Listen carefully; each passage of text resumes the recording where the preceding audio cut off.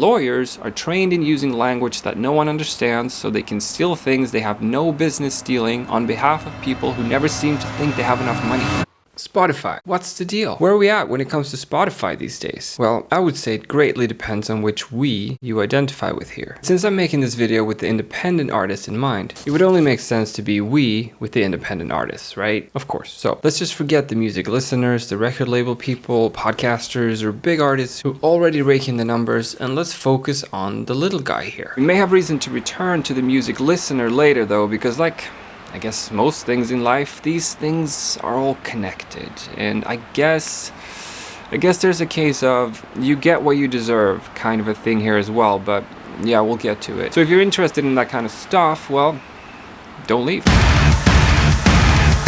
Hi, if you're new here, my name is Philip and I talk about music and music making here on YouTube, and today I think it's time we talk some Spotify. As you may know, I'm on Spotify, and I made a big deal about making music specifically for streaming services here on YouTube in the past. In fact, my 7th video made on this channel was the start of a series I named Stream Theory, to document the process of going from a very neurotic person with music making dreams to an artist with an official catalog on all streaming platforms. Plus, there was at least a theoretical way to make some money on it as well, because the music was real, because it was on Spotify, competing with other real songs about, well, real earnings. And there was something in that felt appealing to me. Not that I was under any illusion that I would actually make any money, it was more what it represented as an idea. It was the fact that I was participating on an even playing field, or so I thought.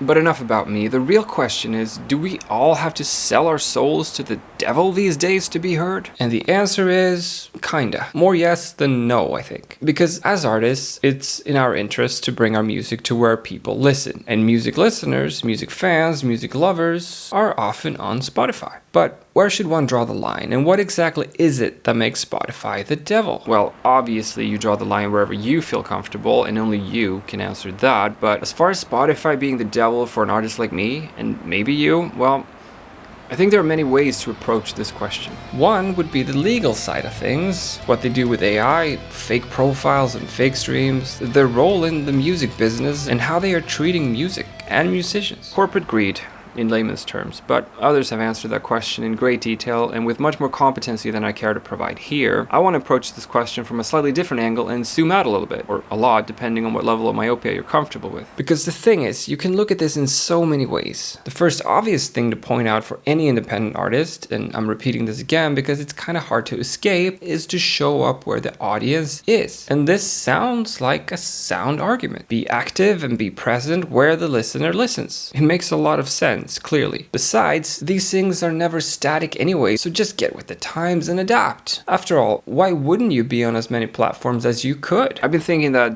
this question is a video in and of itself because it's an important question to explore. But for the sake of argument, let's assume that this is just straightforward and obviously true. And of course you should be on every platform to increase your chances of exposure. This is not my opinion for myself, but as an argument it makes sense. The hidden premise here is obviously that streaming services are good because they increase your chances of exposure in a way that just didn't exist before. Besides, you can also add to this topic that back in the day, there were gatekeepers. There have always been gatekeepers. So if you think that platforms are holding you back because of algorithms, remember that back in the day, you had to be on a label to be heard, basically. Today, with the internet, this is no longer the case. Music is more democratic today, one could argue. It's easier than ever to be heard. I agree with that last bit, by the way. But the focus on algorithms, clicks, and social media has turned music into a commodity where it's all about marketing potential, not talent. And the big streaming platforms are a big reason behind this, someone else could say. I'm doing a little rhetorical exercise here, as you can probably tell. And this is probably true. It's also true that they pay artists very little, while a lot of money goes to people who have nothing to do with music or making music, which It's nothing new, of course, but it still sucks. It also seems like moves are being made to use existing music on the platforms, such as yours and mine, to train their AI on it, only for the AI-generated music to then, presumably, be pushed by the streaming platforms in a move that could then enable the platforms to keep more of the money, because then they wouldn't have to pay any proper artist or record label for the music. Now, this is pure speculation, of course, but let's just assume that Spotify and others are not in the business because of their love for music alone and only. They likely have other motivations as well and are part of an entirely different beast as well. But such is our culture these days. It's a culture of commodification and marketing, essentially. It turns everything into a commodity that can then be sold. Even authenticity is like its own brand of being these days. But this is nothing new. Far from it, in fact. It actually makes me think of Terence McKenna and what he once said about culture. Culture is not your friend. Culture is for other people's convenience and the convenience of various institutions, churches, companies, tax collection schemes, what have you. It is not your friend. It insults you, it disempowers you, it uses and abuses you. None of us are well treated by culture. So, where does this leave us? Sure, we're being screwed over, but when they own the platform and the distribution, what choice do we have? On the other hand, one could argue that a platform is nothing without the thing it distributes. So in theory, the artists have all the power. And that's all fine and dandy in theory, I guess, but in reality, it's a catch-22 at best. In the real world, things are decided by lawyers. And lawyers are trained in using language that no one understands so they can steal things they have no business stealing on behalf of people who never seem to think they have enough money. Another aspect that's been brought to my attention is that people on the internet blame Spotify for the lack of exposure they get as independent artists. As in, they're not favored by the Spotify algorithms and Spotify just aren't pushing their songs. And perhaps there's reason to worry that this will be even more of an issue when Spotify's own AI music will be even more pushed. Again, this is pure speculation on my part, but what I would say to this as a sort of general comment and the way I would approach this potential issue is to operate as if not being favored by the algorithm and not being featured in playlists simply means that my music just isn't doing it for people. I'd rather put that frustration into making even better music. So operating as if Spotify is totally fair will only make me a better musician, which is definitely in my best interest, and I can feel weirdly empowered by this. I actually think that music is still spread through word of mouth anyway, and that recommendations from people we trust and whose opinion we respect is probably still the main way to go. I mean, if people find my music and really, really like it, they will spread it, right? I hope. I mean, if you like it, you will spread it, right? You will spread it, right? So, to wrap this up, would I be surprised if there will be a lot of AI garbage dominating curated Spotify playlists in a somewhat near future? No. But like I said in the beginning, maybe that's what many of us deserve.